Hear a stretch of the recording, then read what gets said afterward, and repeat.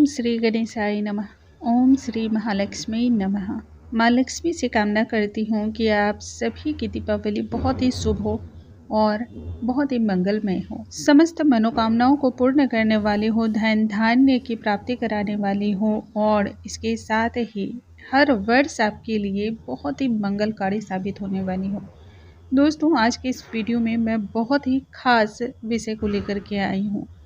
दीपावली पर दीपक तो हम सभी प्रज्वलित करते हैं, लेकिन आपको यह पता होना चाहिए कि सबसे पहला दीपक आपको कहाँ जलाना चाहिए, कहाँ जलाकर रखना चाहिए, क्योंकि यह बहुत ही महत्वपूर्ण जानकारी है। इसके अलावा माँ लक्ष्मी को पूजा के दौरान जो हम चढ़ावा चढ़ाते हैं, पैसे चढ़ाते हैं, दक्षिणा चढ़ाते हैं, उन चढ़ाई हुए दक्षिणा का हमें क्या करना चाहिए, पैसों का क्या करना चाहिए, वह आज के इस वीडियो में हम जानेंगे। आइए वीडियो को हम स्टार्ट करते हैं। नमस्कार दोस्तों, कैसे हैं आप सभी। उम्मीद करती हूँ आप सभी स्वस्थ होंगे, सुरक्षित होंगे और आप सभी के उत्तम भविष्य की कामना करते हुए आज का ये वीडियो स्टार्ट करती हूँ।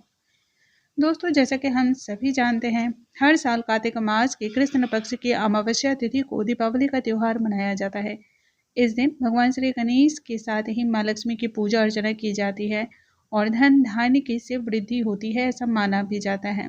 माँ लक्ष्मी इस दिन भूलोक पर आती हैं और अपने सभी भक्तों के घर वो बारी बारी से जाती हैं। जिस घर में माँ लक्ष्मी के नाम का जाप किया जाता है, उनके नाम का चालीसा पढ़ा जाता है, स्तुति की जाती है, ललिता स्तोत्रम का पाठ किया जाता है, महालक्ष्मी की व्रत की कथा सुनी जाती है या फिर उन्हें उनके नामों का ध्यान किया जाता है, अलग अलग नामों से या महालक्ष्मी के मंत्रों द्वारा उनका हवन किया जाता है। उस घर में माँ लक्ष्मी प्रसन्न हो जाती है, प्रभावित होती है और उस घर में वह सदैव के लिए वास करती हैं। पूजा अर्चना को पूर्ण करने के लिए दीपक उतना ही ज्यादा महत्वपूर्ण है जितना ज्यादा आपकी श्रद्धा भक्ति जरूरी है। देखिए, पूजा को तभी पूर्ण माना जाता है जब दीपक जलाया जाता है। किसी भी देवी देवता की आप पूजा जब करते हैं तब सबसे पहले हम दीपक जलाते हैं। यही दीपक साक्षी होता है आपकी पूजा का, इसलिए दीपक को बहुत ही ज़्यादा इम्पोर्टेंस मिलती है, बहुत ज़्यादा महत्व होता है। दीपक जलाने से जहाँ कई प्रकार के लाभ होते हैं, उसके साथ ही इससे सकारात्मकता भी आती है, इसलिए पूजा के दौरान दीपक तो हम सभी जलाते हैं। अब माँ लक्ष्मी का दिन है, जिस दिन धन प्राप्ति के लिए हम अनेक प्रकार के यत्न और प्रयत्न करते हैं। ऐसे में पहला दीपक हमें कहाँ जलाना चाहिए, कहाँ जलाकर रखना चाहिए, यह उतना ही ज़्यादा विशेष और महत्वपूर्ण जानकारी है। माँ लक्ष्मी की पूजा करते समय आपको याद रखना चाहिए, जो संध्या काल में पूजा की जाती है, स्थिर लक्ष्मी की जो पूजा की जाती है, जिस समय पूजा करने से आपके घर में, आपकी तिजोरी में सालों भर बरकत बनी रहती है, घर में माँ लक्ष्मी का वास होता है। उस समय की जो पूजा होती है वह प्रदोष काल के समय की जाती है। प्रदोष काल की पूजा बहुत ही ज़्यादा प्रभावशाली होती है और महालक्ष्मी के मंत्रों का यदि आप जाप करना चाहते हैं, मंत्रों को सिद्ध करना चाहते हो, तो मध्य रात्रि इसके लिए बहुत ही उत्तम मानी जाती है। माँ लक्ष्मी को पूजा की पूर्णता के लिए कई प्रकार की हम चीज़ें चढ़ाते हैं, लेकिन सबसे पहले हम दीपक से जुड़ी हुई जानकारी जान लेते हैं। माँ लक्ष्मी के समक्ष से सबसे पहले दीपक जलाया जाता है, यह बात आप जान लें। उसके बाद दूसरा दीपक जलाया जाता है, वह घर के मुख्य दरवाजे पर जलाया जाता है, जहां पर से माँ लक्ष्मी आपके घर में प्रवेश करती हैं। माना जाता है दीपावली की संध्या काल से लेकर के संपूर्ण रात्रि तक जिस घर में भी दीपक प्रज्वलित होता रहता है, उस घर में माँ अत्यधिक प्रभावित होती है, क्योंकि जो भी नकारात्मक ऊर्जाएं होती हैं, शक्तियां होती हैं, वह आपके कोषों दूर होती है आपके घर से। अमावस्या के दिन होने की वजह से इस दिन नकारात्मक शक्तियों का प्रभाव भी काफी तेज होता है, इसलिए पहला दीपक माँ लक्ष्मी के समक्ष से जलाएं, दूसरा दीपक अपने घर के मुख्य द्वार पर जलाएं, उसके बाद ही आपको कहीं जलाना चाहिए। दीपक आपको जहाँ पर भी आप सिलबट्टा रखते हैं, यानी कि मसाले को पीसने की जगह फिर वह मिक्सी रखते हो या सिलबट्टा रखते हो, वहाँ पर जलाएं। पीने के पानी के पास अवश्य जलाना चाहिए। झाड़ू या फिर पोछे वगैरह का जो स्थान है वहाँ पर रखना चाहिए। उसके बाद कचरा जहाँ पर आप रखते हो वहाँ पर भी आपको एक दीपक जलाना चाहिए।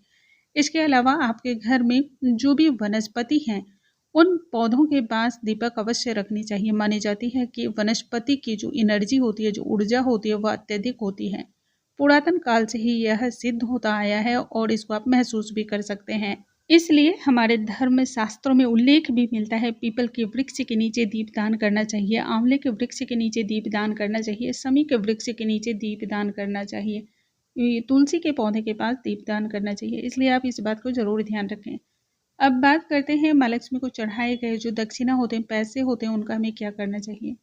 दोस्तों, इन पैसे को दूसरे दिन आप उठाकर आप अपनी तिजोरी में रख लें या फिर गुल्लक में रख लें। कम से कम साल भर तो ज़रूर ही रखना चाहिए। लेकिन मैं इस पैसे का क्या करती हूँ, मैं वह आपसे शेयर करती हूँ। देखिए, ये पैसे आज साल भर आपने रखे हैं तो कल को खर्च तो हो ही जाएँगे।